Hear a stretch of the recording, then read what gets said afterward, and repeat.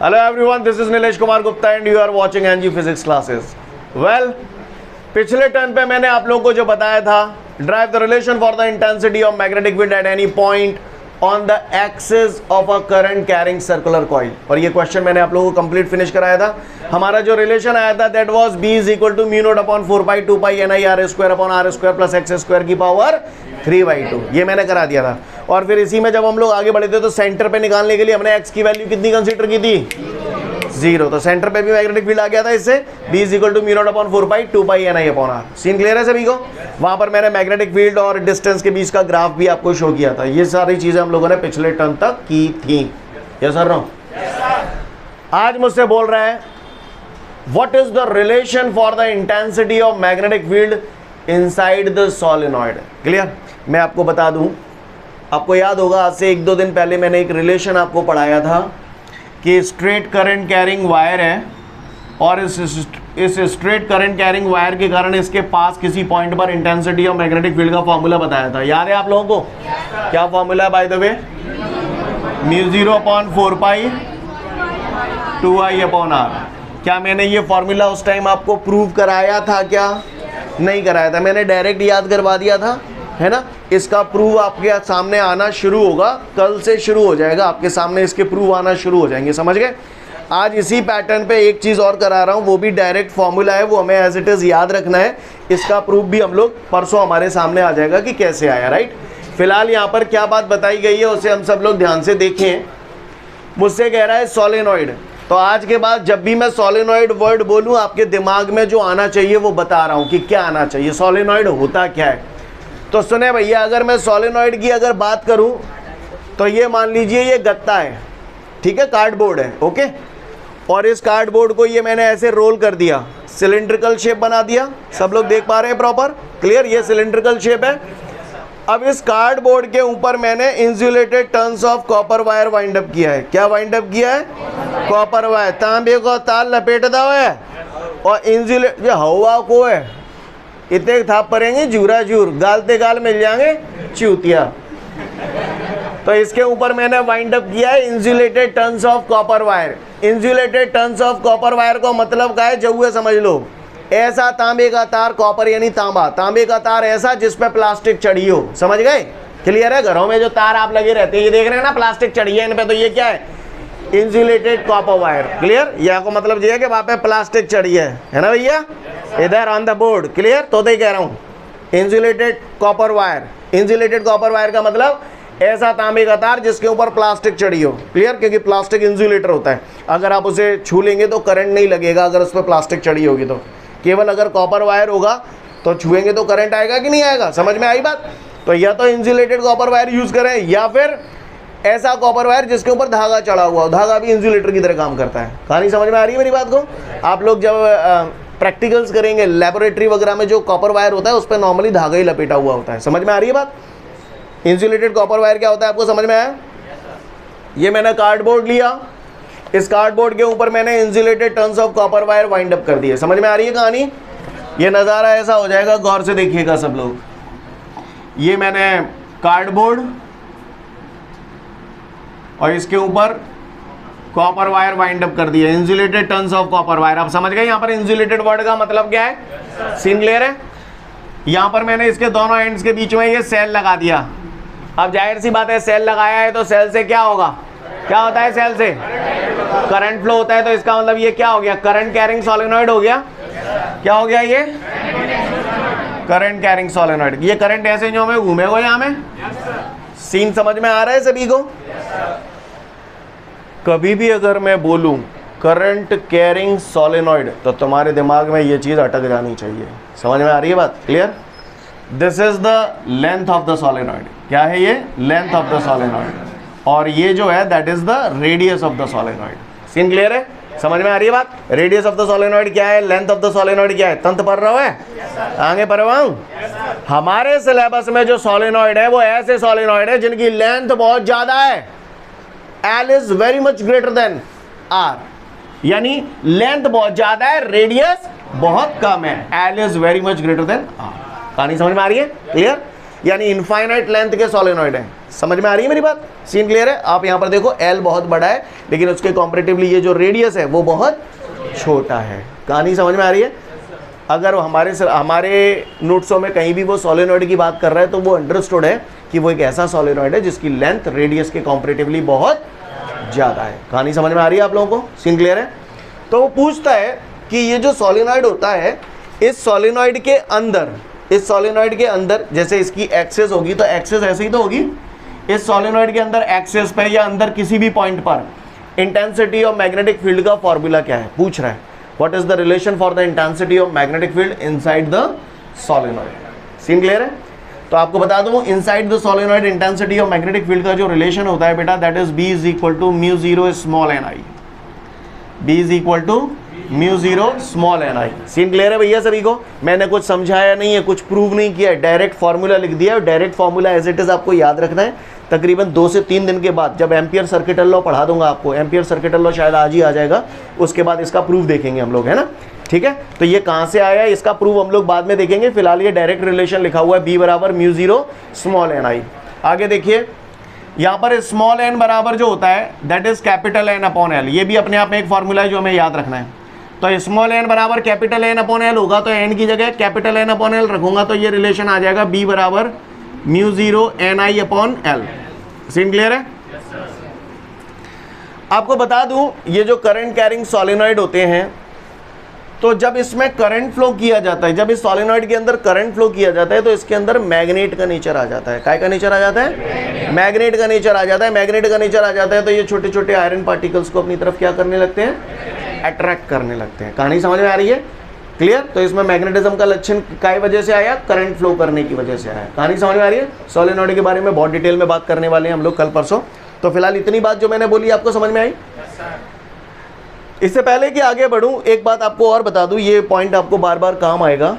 जैसे मैग्नेट होता है, मैग्नेट बातें कबाड़ो बीनो कबो है तो जो मैग्नेट होते हैं मैग्नेट को अगर आप आयरन फाइलिंग्स के अंदर डाल दें, आयरन फाइलिंग्स बोले तो लोहे का बुरादा, क्लियर? तो अगर लोहे के बुरादे में अगर आप किसी मैग्नेट को रखते हैं तो ध्यान दीजिएगा, जैसे मैग्नेट आप बचपन से पढ़ते चले आ रहे हो, इस टाइप का शेप बना देते हो मैग्नेट, क्लियर? इनको बोलते हैं poles, north pole and south pole. Scene clear है भैया सभी को? क्या बोलते हैं इनको हम लोग? North pole and south pole. जब आप किसी मैग्नेट को लोहे के बुरादे में रखेंगे, आयरन फाइलिंग्स के अंदर रखेंगे और उसके बाद बाहर निकालेंगे तो सबसे ज़्यादा आयरन जो डिपॉजिट होगा वो यहाँ होगा। सबसे ज़्यादा लोहा यहाँ किनारों पर रुकता है, बीच में कॉम्परेटिवली कम होता है। क्लियर? ऐसा होता है, करके देखा आप लोगों ने कभी? सबसे ज़्यादा आयरन एंड्स पे डिपॉजिट होता है, बीच में कम होता है। कहने का तात्पर्य ये है कि सिरों पर इंटेंसिटी ऑफ मैग्नेटिक फील्ड ज़्यादा होती है और बीच में कम होती है। कहानी समझ में आ रही है सभी को? सिरों पर इंटेंसिटी ऑफ मैग्नेटिक फील्ड ज़्यादा होती है और बीच में कम होती है।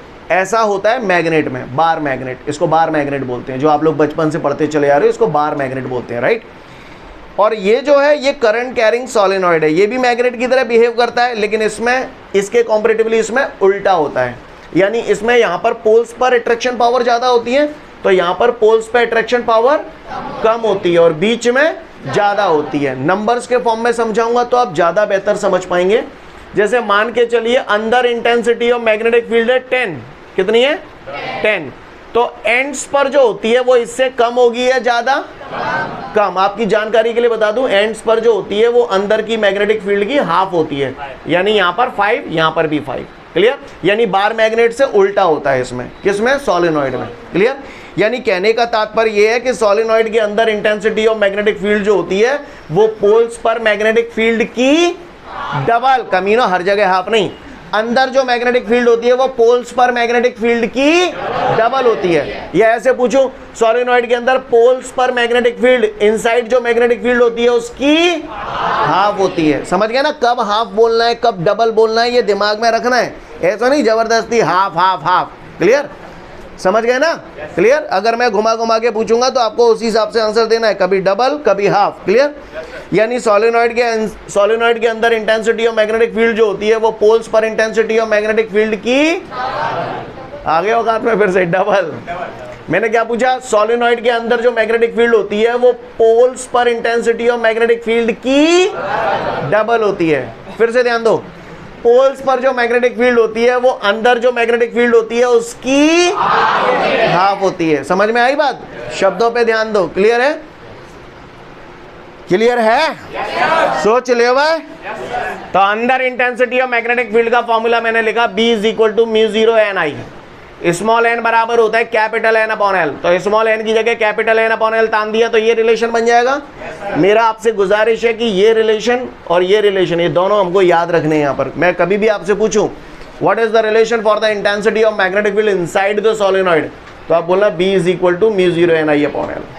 और यहाँ स्मॉल एन बराबर होता है कैपिटल एन अपॉन एल। और ये बात भी आपको समझ में आ गई कि एंड्स पर जो मैग्नेटिक फील्ड होता है वो इनसाइड द मैग्नेटिक फील्ड का हाफ होता है। समझ में आ रही है मेरी बात? अगर कोई ने मोते यूं कह दी कि भैया फलाने यहाँ पर, ये तो मैंने जो मैग्नेटिक फील्ड निकाली है इनसाइड की निकाली, किसी ने एंड्स पे पूछा, एंड्स पे intensity of magnetic field ends पे बताओ, तो जब इनसाइड में मैग्नेटिक फील्ड इतनी है तो एंड्स पे कितनी हो जाएगी? हाफ आ जाएगी। तो यहाँ लिख दो म्यू 0 एन आई अपॉन 2। क्या गलत कर दो मैंने? बोलो भैया।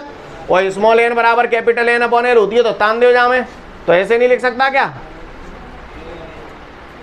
बोलो भैया। सीन समझ में आ रहा है सभी को?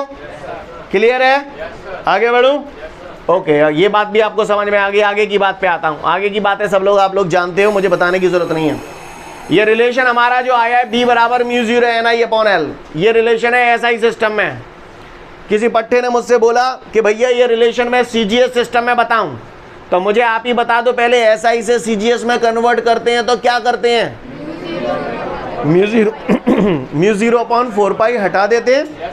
हटेगा तो तब जब होगा, जहाँ में म्यू 0 तो आ रहा है, 4 पाई के तो दर्शन ही ना है रे। बोलो हटाएंगे कहाँ थे? तो हटावे के लिए पहले बनाना पड़ेगा। तो मैंने क्या किया, इसमें 4 पाई का मल्टीप्लाई और 4 पाई का डिवाइड किया, तो नजारा ऐसा है जाओ। बोलो भैया समझ में आ गई? Mu 0 N I upon L, mu 0 N I upon L, 4 पाई का मल्टीप्लाई 4 पाई का डिवाइड। क्या गलत कर दो मैंने? अब कर लो CGS में कन्वर्ट करना है, म्यू 0 अपॉन 4 पाई हट जाएगा तो फाइनली आपका आ जाएगा 4 पाई N I upon L. CGS system में मैग्नेटिक फील्ड निकाली है। कोई माइकल हाल जो मुझे बता दे CGS सिस्टम में मैग्नेटिक फील्ड का यूनिट क्या होता है? गॉस या फिर ऑरस्टेड। सीन क्लियर है ना सभी को? बात समझ में आ रही है? क्या हुआ को परेशानी? तो मैं आपसे पूछूंगा what is the relation for the intensity of magnetic field inside the solenoid, आप मुझसे बोलना mu 0 N I upon L. Clear? Okay. और अगर एंड्स पे पूछा जाएगा तो एंड्स पे हाफ होती है। Scene clear? ध्यान दीजिएगा, यहाँ पर स्पेशली 2 फॉर्मूलाज ये और ये अच्छे से याद होने चाहिए।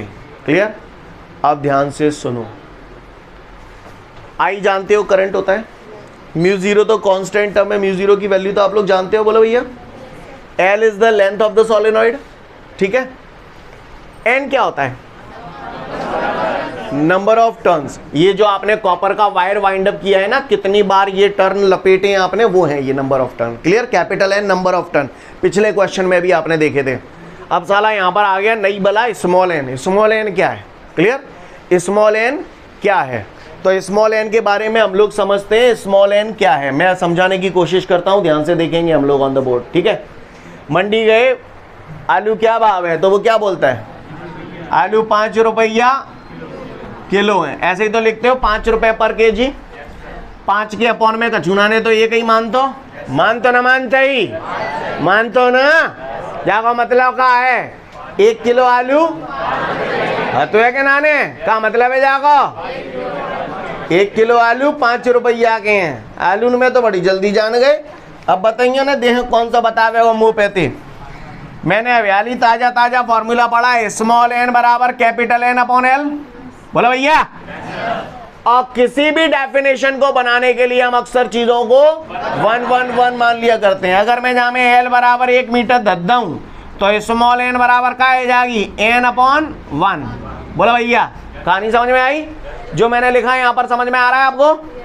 अगर ये बात समझ में आ गई, मैंने अभी कुछ किया नहीं है, कुछ समझाया नहीं है अभी तक। हम लोग केवल यही जाने हैं कैपिटल एन होता है नंबर ऑफ टर्न, बस और कुछ नहीं जाने। स्मॉल एन के बारे में भी बता रहा हूँ। पहले आप मुझे बताओ, जब मैंने बोला आलू 5 रुपया किलो है, आप तुरंत समझ गए? कहाँ समझ गए? 1 किलो आलू 5 रुपया के हैं। अब जो बोल रहा हूँ उसको समझो। ये जो सोलेनॉइड है इसका लेंथ बहुत ज़्यादा है, सही बोल रहा हूँ ना? इसमें मैंने तार लपेटे हैं, इसमें जो तार मैंने लपेटे हैं ना 5 टर्न्स पर मीटर है, मतलब क्या है 5 टर्न्स पर मीटर है। स्मॉल एन तो गई तेल लेने, 5 टर्न्स पर मीटर जाका मतलब क्या है, हाँ जाका मतलब ये है कि 1 मीटर लंबाई में 5 टर्न लपेटे हैं, तो 2 मीटर लंबाई में 10। समझ गए ना मेरी बात को? हाँ बोला भैया, मैंने बोला 5 टर्न पर मीटर, तो जाका मतलब ये हुआ कि 1 मीटर लंबाई में 5 टर्न है। कहानी समझ में आ रही है? स्मॉल एन क्या है इसको समझने की कोशिश करिएगा। स्मॉल एन क्या है? नंबर ऑफ टर्न्स वटे को पर बोलते हो, number of turns per unit length, यानी 1 मीटर लंबाई में जितने नंबर ऑफ टर्न होते हैं उसे स्मॉल एन बोलते हैं। स्मॉल एन क्या हुआ यहाँ पर? Number of turns per unit length. Unit length का मतलब 1 मीटर। कहानी समझ में आ रही है? तो माइंड इट, यहां पर पूरी कहानी में समझने वाली बात यही है, कैपिटल एन होता है बॉस नंबर ऑफ टर्न्स और स्मॉल एन होता है number of turns per unit length. Number of turns per unit length यानी 1 मीटर लंबाई में जितने नंबर ऑफ टर्न होते हैं उसको हम लोग बोलते हैं स्मॉल एन। कहानी समझ में आ रही है? स्मॉल एन और कैपिटल एन का फर्क समझ में आना चाहिए। कोई न्यूमेरिकल दिया, उसने बोल दिया एक सोलेनॉइड है उसके अंदर नंबर ऑफ टर्न्स 500 है, तो जाकर मतलब काय की वैल्यू दे दी, कैपिटल एन की दे दी। अगर किसी ने बोला एक सोलेनॉइड है उसके अंदर number of turns per unit length 500 है, जाकर मतलब क्या है, स्मॉल एन दे दो। समझ में आई बात? स्मॉल एन है number of turns per unit length और कैपिटल एन है नंबर ऑफ टर्न्स। तंत्र पढ़ रहा है? कौन ने पूछ ली सोलेनॉइड के अंदर इंटेंसिटी ऑफ मैग्नेटिक फील्ड का फॉर्मूला क्या है, तो क्या बोलोगे? चाहे जेवा बोल दियो चाहे जेवा बोल दियो। सीन क्लियर है? कागुआ को परेशानी? ये 2 रिलेशन स्पेशली आपको टकाटक याद होने चाहिए, आगे आने वाले चैप्टरों में भी आपको सफर करेंगे। समझ में आ रही है बात? क्लियर? तो फटाफट इतना पढ़ लो फिर आगे की बात करूंगा। इसके बाद हमारे सामने इस पे बेस्ड एक न्यूमेरिकल दे रहा है। उस न्यूमेरिकल में मुझसे कह रहा है इन 40 centimeter length of the solenoid, in 40 centimeter length of the solenoid. बताओ काय की वैल्यू दे दी? लेंथ दे दी पट्ठन ने, कैपिटल एन ना दो, लेंथ दी जी। In 40 centimeter length of the solenoid. Clear? यानी सोलेनॉइड की लंबाई कितनी दे रहा है? 40 सेंटीमीटर। उसमें बोल रहा है there are the 500 turns, capital N कितना दिया है?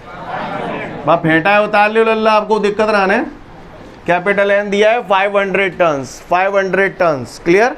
कितना दिया है कैपिटल एन? 500 टर्न्स।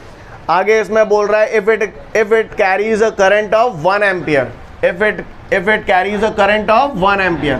करंट को हम लोग आई से डिनोट करते हैं, बोलो भैया। Then calculate the intensity of magnetic field inside the solenoid on its axis.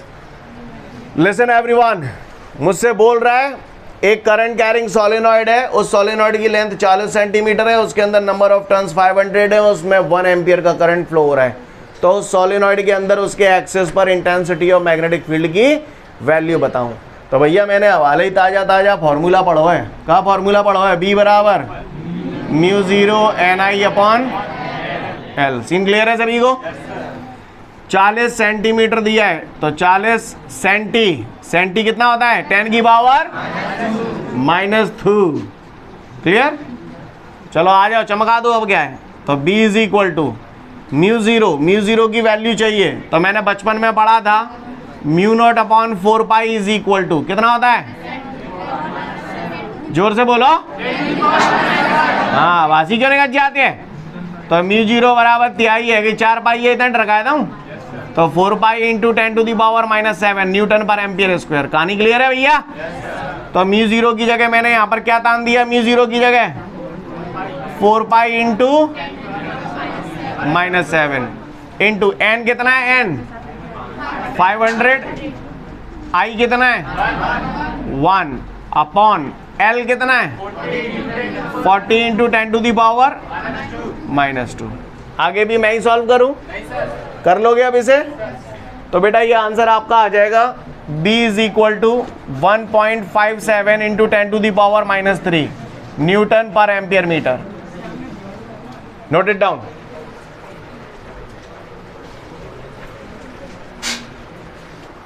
तो मैं उम्मीद करता हूं ये न्यूमेरिकल सभी ने कर लिया होगा और सब लोग अब तक ये इतना समझ चुके हैं कि what is the relation for the intensity of magnetic field inside the solenoid.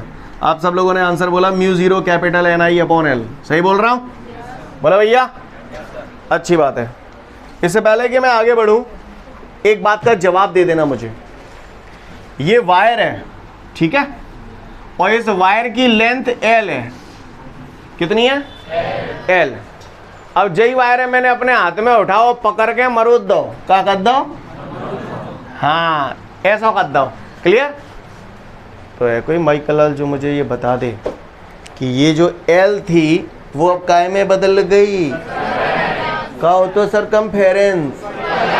तो जाको मतलब यूं ना लिख सकत में L बराबर 2πr, बोलो भैया, क्योंकि जो L है अब वो इसमें बदल गई, तो L बराबर 2πr है, जाओ नहीं है, जाओ कहा?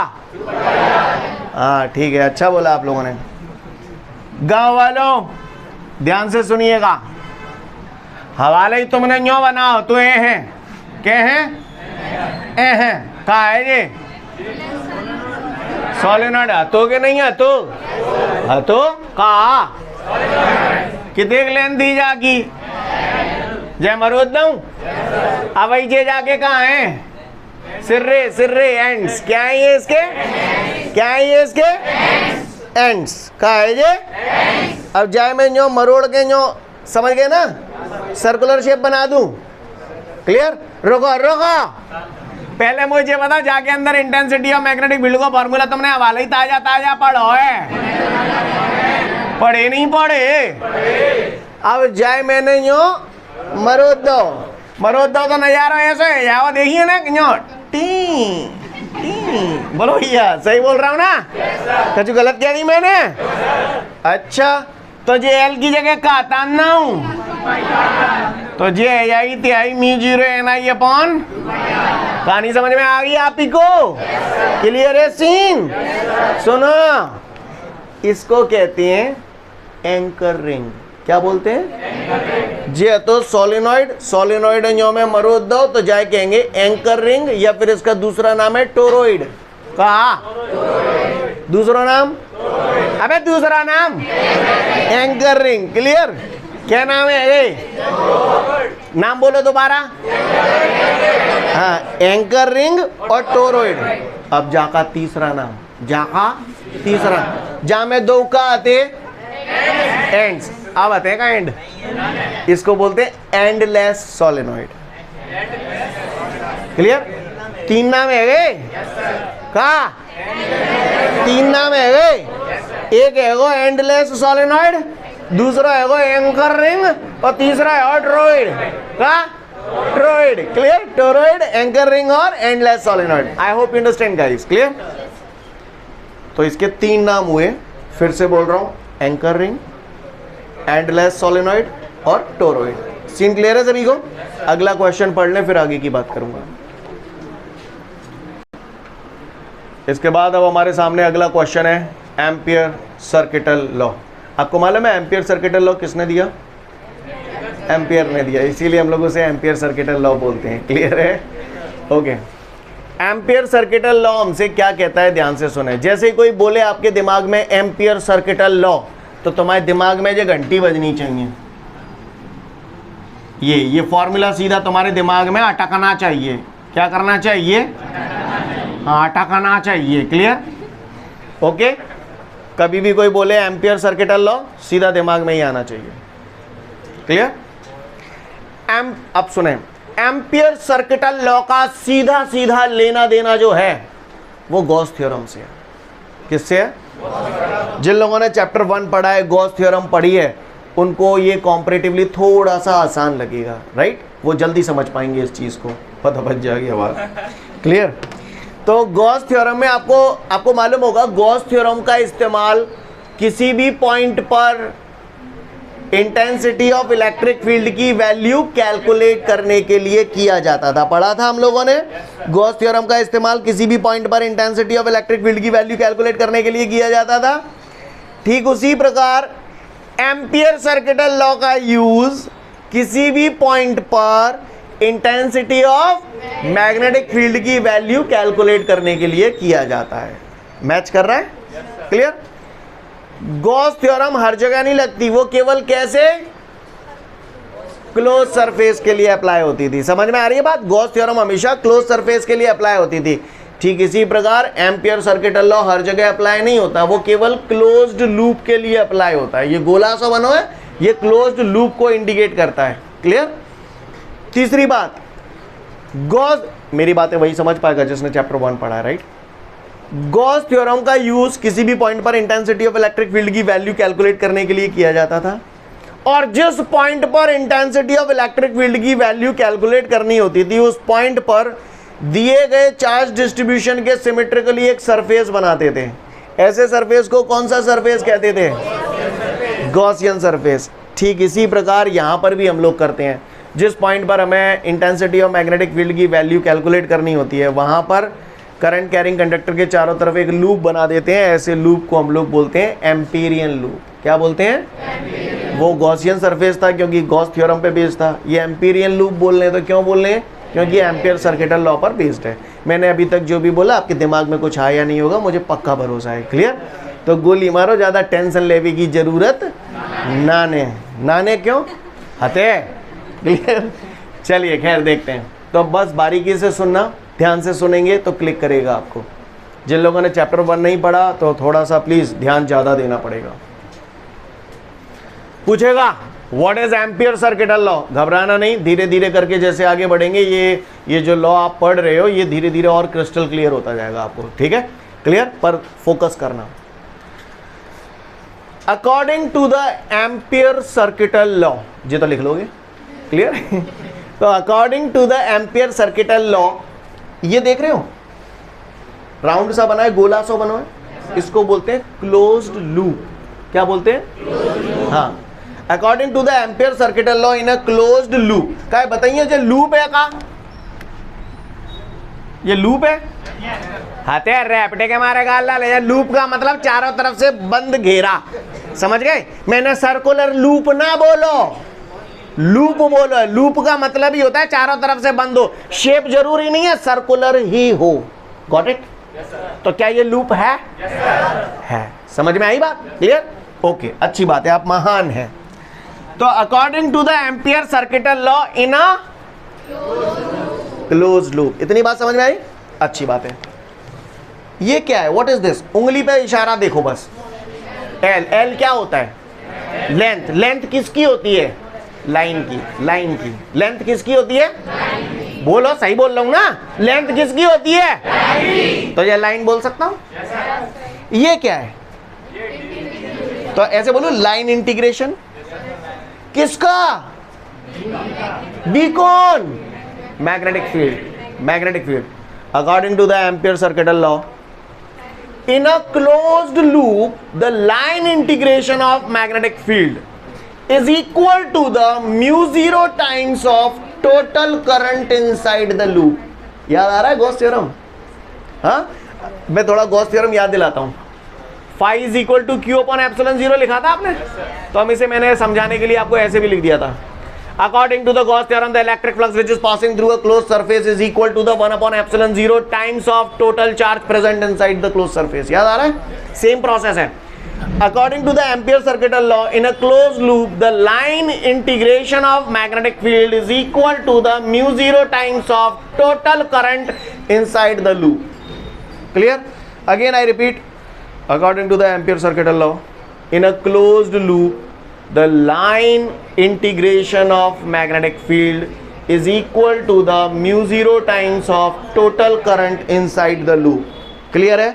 एक बार लास्ट फिर से बोल रहा हूं, उसके बाद पूछूंगा और फोड़ूंगा। Clear? According to the ampere circuital law in a closed loop the line integration of magnetic field is equal to the mu 0 times of total current inside the loop. Clear है? तंतिस पढ़ें तो पढ़ें। ओके, तो आज के लिए पर्याप्त है, कल फिर मिलते हैं। Thank you everyone, have a great day to all of you guys. जय हिंद।